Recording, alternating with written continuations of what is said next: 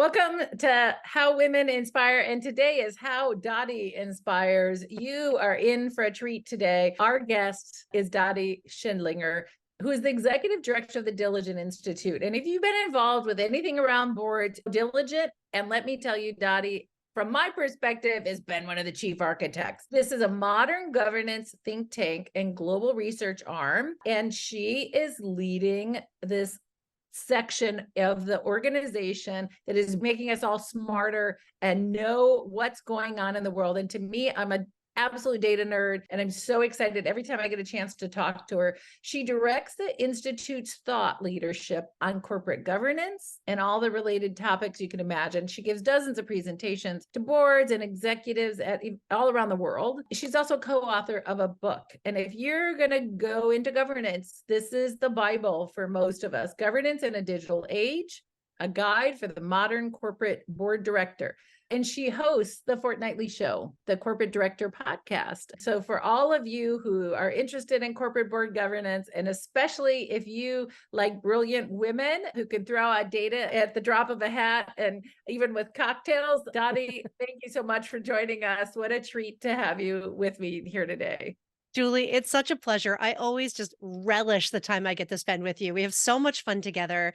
And you call yourself a data nerd. I call myself a governance geek. I think it was meant to be. So I'm delighted to be here. There we go. Match made in heaven. Okay. When one is 8 years old, does a little girl dream of being involved in governance? Like, how did you even get started in the governance space? It's such a funny thing, right? I do remember being a little kid and playing Office. So maybe I did dream of being a governance geek. You never know. But no, it's interesting. My very first pathway, I had an English degree. I got to college with an English degree. That doesn't really lend itself to either software or governance. My very first job out of college, I worked as the executive assistant to the head of a small nonprofit foundation. And one of my jobs while I was in that role was to help put together the materials for those board meetings. And I just kind of got hooked. I got really interested in what is it that boards do and why do they do it and why aren't they doing it better?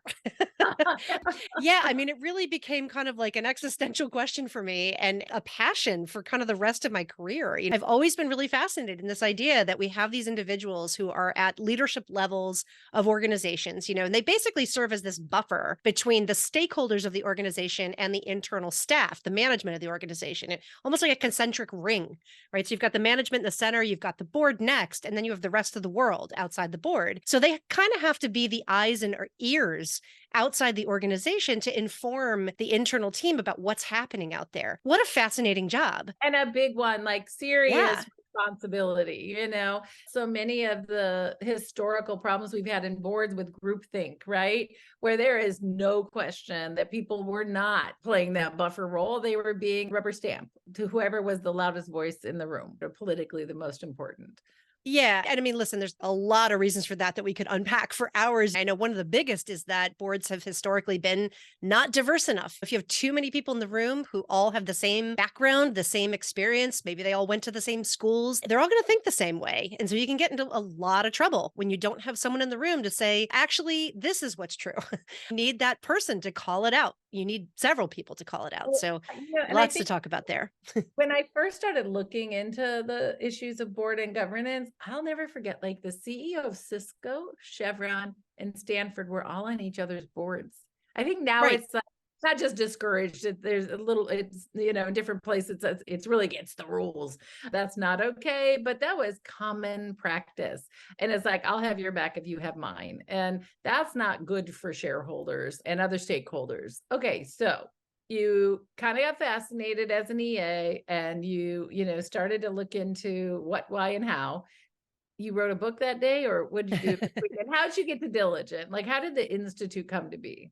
Yeah, I'll fast forward a bit. That after that first job, I did a couple of other roles that got a little bit deeper into specifically nonprofit governance. And then while I was doing that work, a friend of mine who used to come and do sessions for a number of the nonprofit clients I worked with on website development, this is back in the early 90s. I got to know her really well, really liked her. And probably, I guess, around like 2004-ish, she called me up one day and said, I have this idea. I think I want to build a piece of software for nonprofit boards to help make them more efficient. And without hesitation, I said, you have to hire me. One of the things that was very frustrating being a consultant and a trainer to boards was how often you would go and provide what you thought was excellent content and everybody would have a great time. And they would tell you that was a fabulous session. And you'd call them up in 6 months and absolutely nothing had changed. They just reverted back to all the same patterns that they had before. It just made no systemic progress. And so I had this idea that, if you operationalized best practice in governance, maybe things would actually change. Maybe if you just sort of automate the stuff that they do badly and automate it in such a way that it's better, maybe that would help them to be better. So I joined forces with my friend. She did take me up on my offer. She hired me. So it was me and her, one other person, and a developer. And we built Board Effect. And Board Effect is still to this day the leading piece of software for nonprofit boards, including healthcare, higher education, et cetera. We built that company really from nothing. We started around her kitchen table, sort of figuring out what should this thing do. And we then built that and really grew it for several years before it got purchased by an equity firm. She and her partner at the time made their exit at that stage, and myself and the developer continued on. We then grew it some more, and then it got acquired at the end of 2016 by Diligent. And that was really kind of like the best day of all of our lives, because Diligent was always this company that we saw as sort of our biggest competitor, but also the company we most wanted to be like. And so when we got to join the Diligent family, it was really just kind of the happiest day ever. It's been an exciting rocket ride ever since. So what was your vision then with the Diligent Institute? Because that's not software. Right. Well, when I first joined Diligent, I really didn't know kind of what was going to happen. I didn't really know what my role was going to be. I had done so many different things at Board Effect, as you do when anybody listening to this podcast, you've ever been an entrepreneur, you do everything. You run the sales strategy, you build the product, and you unclog the toilets when they need to get unclogged. You do everything. I had been such a Jane of all trades. It wasn't entirely clear where I was going to fit within this larger corporate structure. And I had a conversation with our CEO, Brian Stafford, where he said to me, we don't really have anyone at Diligent who's kind of a governance expert. And I see that you write a lot and you present a lot on these topics. Would you have any interest in doing that for Diligent? I felt like I just won the lottery. I mean, it was the thing I most wanted to do. And I'd just been asked to do it for the biggest company in the space. So that was really cool. And over the years, we just decided maybe we need to coalesce all of this thought leadership and all of these presentations and all of this knowledge into a venture, and that became known as Diligent Institute. So Diligent Institute has really become sort of the home of all the thought leadership and all of the research and education and shows around best practices in corporate governance. We launched the venture at the end of 2018. So we've been growing it for the last 5 years, and it's been so exciting. Well, everybody talks about it, and I know it's a darling and critical resource in the board governance space. Do you have a story of transformation or something you're most proud of as it relates to it?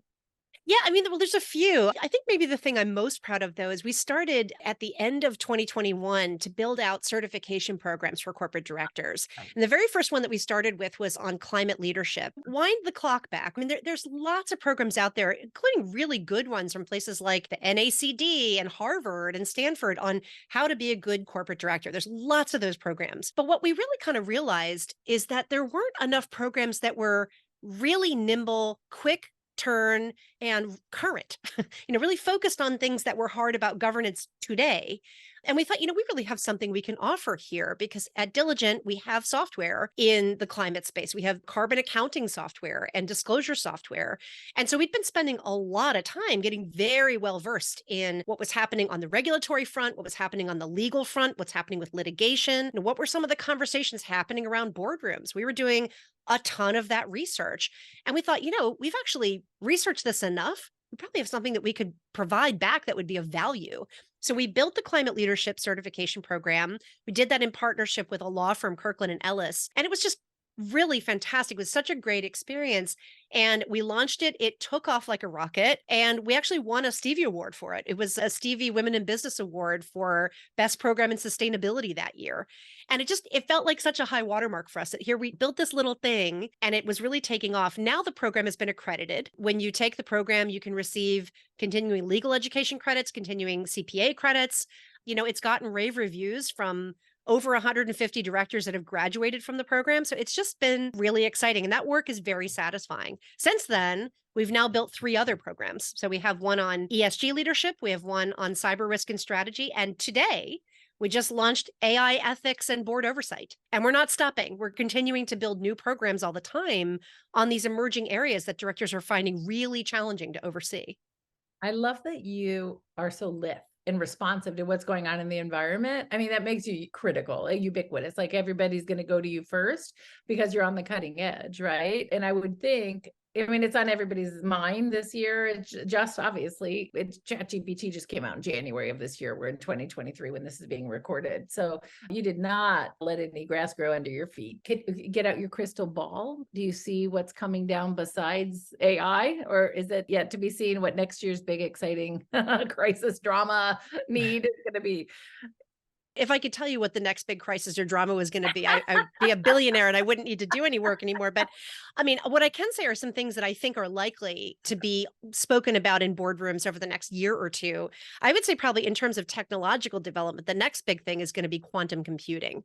Our executive chair, Lisa Edwards, she's on the board of Colgate-Palmolive, and she also has just finished her master's program in cybersecurity. And so we were having a chat about this, and really, quantum computing, if you're not yet familiar with it, it's really just going to be a completely different way that computers access and process information, much, much faster, but just really using a completely different underpinning. And I am not a computer scientist. I know just enough to be dangerously wrong. But one of the things that is a big concern that I think is going to get a lot of airtime in boardrooms in the next few months is that when quantum computing becomes the norm, actually really all of the things right now that protect our data will be invalid. I mean, everything is protected right now with encryption keys. None of those encryption keys will work in quantum computing because it uses a different style of processing. So there's a lot that we need to get ready for. If it were to be available tomorrow, everyone's bank information, everybody's sensitive information would just be open because all the ways that we currently protect and encrypt things would be invalid. It's a big deal. It's a huge deal. Oh my God, you think?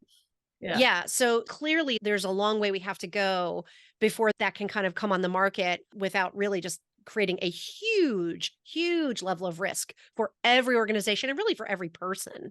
Yeah. So I would say that one's going to get a lot of airtime. I would say, some of the other things that continue to get airtime, quite frankly, are around climate change. I mean, I know it seems like ESG has become a dirty word, but when we do our surveys, we do our research, we just did a big report a month ago with Spencer Stewart, a global report asking directors, what are they talking about related to sustainability? And the truth is they're not backing away from their commitments at all. They might just not be using the term ESG.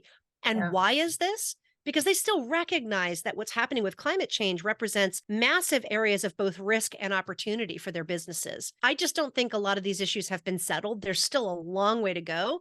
So there's a lot more to talk about. Well, if you could add up the cost to corporations and then their employees and their lives just this year with the massive heat waves and deaths, the fires, the floods, I mean, the extraordinary climate experience of 2023, if you quantify that, we cannot ignore it. It's just the cost is too high. It's not like it's over there and it's going to be 10, 20 years down the road and we may or may not believe it's going to happen. Like the cost is real. You can add it up. You can put it on a spreadsheet. And it is happening, right? I mean, we're seeing sea level temperatures that have never been witnessed before. This is, again, the hottest summer on record.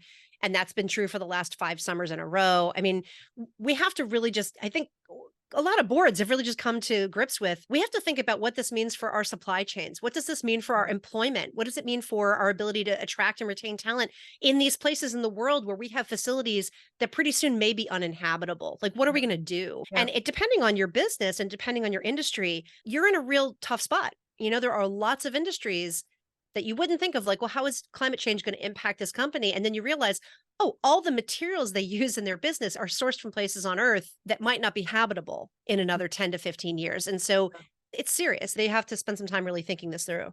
Okay, so I loved your explanation earlier about the role of the board. And I think of like the staff's role, the team, is to have their heads down getting the work done. And that a board needs to be, frankly, being a futurist to some extent. It needs to be asking the questions that they just haven't had time to really dive into. And it kind of, some of us, it'll be a passing thought, oh, I need to be able to, get my arms around what's going on with quantum computing. But well, when the board members bring it up and remind you, right, it's not like people's heads are completely in the sand, but it really just helps elevate everybody's thinking and think about risk. When you think about a board and great governance, can you talk about, like, if I'm a new board member, what are the most essential things that I should be thinking about, both for my own professional development as a board member, but also in my own governance role? It's a big question, but I might actually be able to boil it down a bit. And I certainly didn't invent this. This is probably very well known. People have heard it a lot, but it's really, the board really has three jobs.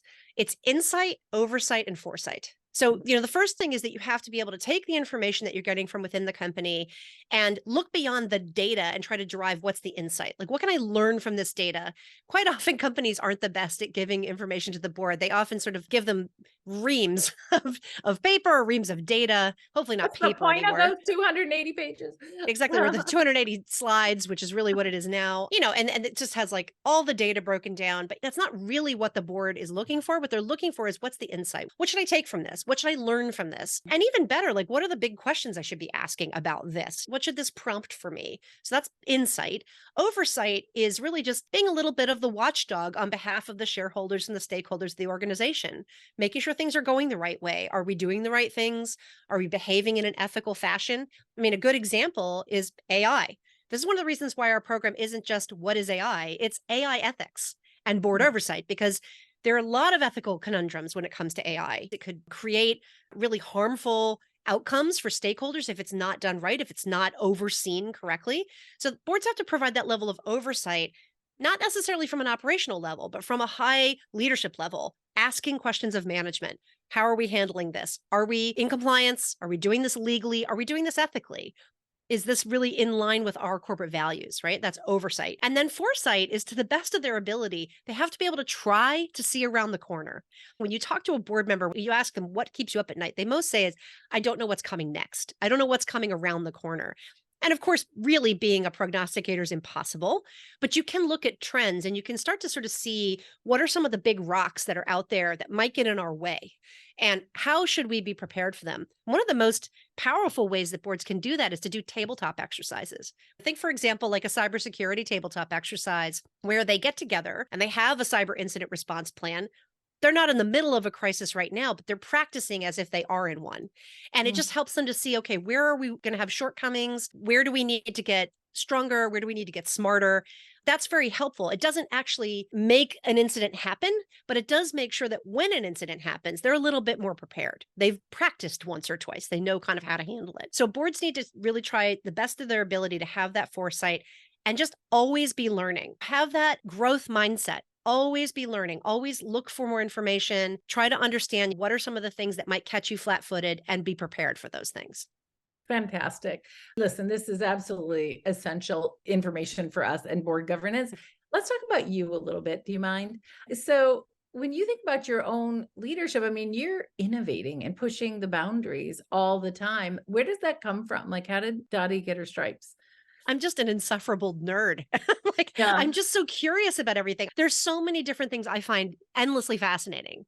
And particularly when it comes to corporate governance, I think the reason I find this so interesting, some people think it's such a dry topic, but really, if you boil down the essence of the definition of the word governance, governance is really the term for the way a group of people decide to do things. So that's kind of psychology, and it's kind of nuancy, but I just think that is really interesting. Like, why do we decide to do things the way we do? And what are the outcomes of those decisions? I think that's really interesting. And that is governance. So I'm just endlessly curious about what makes people tick, why they make decisions they make.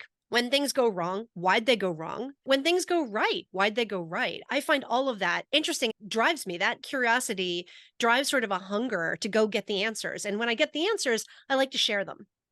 What's the point of just getting the answers for yourself? So I take those answers and I help fuel research or write a paper or write a book or create a course, because it's way more fun when you're doing this to help others than when you're just doing this to satisfy your own curiosity. And also great to do something that's so important that everybody wants to hear what Dottie has to say. I mean, I think that's the other part of this. It's probably got to be so rewarding about being that edge, the person on the edge, right? Helping everybody see. But when you were just describing things the way you did, the first thing I thought is behavioral economics as a study. I thought fantastic facilitation skills were with high emotional intelligence. If I'm a board chair I can have all, it's great to know all the what's coming up with quantum computing and, all the different things you're talking about. But let's talk about the leadership, especially of that board chair role. How do you, especially if you're shifting in a board chair role from a certain type of a board, maybe a board that had all one type of person, to a board that's going to evolve into a much more diverse board with different voices? What do you think are the most critical leadership skills, and where would you suggest people go get them? The role of the board chair or the lead independent director, those roles are just absolutely critical, and they're becoming more so. The work of the board has gotten way harder. That job is just a totally different and a much more challenging and demanding job than it was 10 years ago. There's no question. I mean, 10 years ago, it would have been unheard of to have board members talking about talent risk and climate change and supply chain disruption and cybersecurity and AI. Yet they talk about these things all the time. I mean, these are just table stakes now. You have to be aware of all these things and you have to know how to oversee them. So the job is a lot harder. I think one of the things that really sets great board chairs apart from not as great board chairs is a high EQ, right? They have to be able to create a very strong strategic partnership with their CEOs. And this is true, I would say, of lead independent directors when the CEO is also the chair of the board. So you have a lot of CEO chair folks in corporate life, but you have a lead independent director for a reason. And that's because you need someone who can form that strategic partnership and create that bridge between the board and management. That bridge is critical. And often when there's a scandal or there's something that goes dreadfully wrong, that bridge wasn't strong. Like something happened in that relationship where there wasn't mutual goodwill and trust. And that mutual goodwill and trust is absolutely essential for things to work the way that they're supposed to. And that mutual goodwill and trust goes in two directions for the chair. It's with the management, but it's also with the rest of the board. That board chair is critical to ensure that all the voices around the board table are being heard before a decision gets made. Because we know the old adage, right? Once the decision gets made, the board stops arguing. In theory, that's the way it's supposed to work, right? Once the decision is made, you all now are singing from the same song sheet, right? We've made the decision. You don't go off and say, well, I hated that decision for these 5 reasons. No, the board is made up of individuals, but when you make a decision, you are a body. And the chair kind of sets that tone. And if the chair isn't strong and isn't able to kind of garner that level of trust and create that level of buy-in from across the board, things can go very, very wrong. It's about welcoming dissent, really not just welcoming, but encouraging dissent. If there's no dissent around the board table, the board has abdicated its duty. They have a duty of care, and that duty of care is a legal responsibility for them to make the best decisions in light of all the available information. But if you shortcut the discussion, do you really have all the available information? So there's a real careful balancing act that chair has to have. And where you can kind of build those skills, I mean, a lot of board chairs are former CEOs. I think that is a good training camp for good board chairs. It's not the only training camp, though. I think if you've had any experience working in coalition building or in managing large teams, or even just in understanding how people work and being a good coach, those are all skills that are very useful to a strong board chair.